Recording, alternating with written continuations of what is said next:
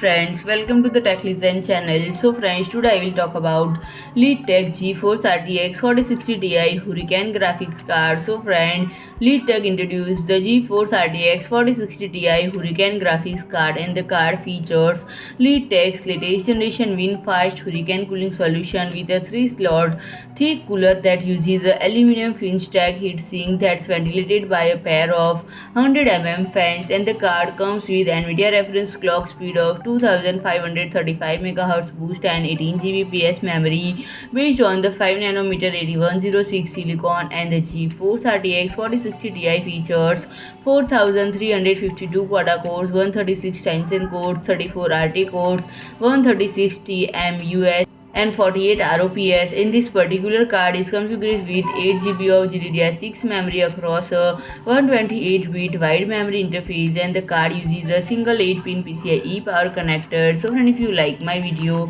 please do like, share and comment, and don't forget to subscribe my channel and press the bell icon.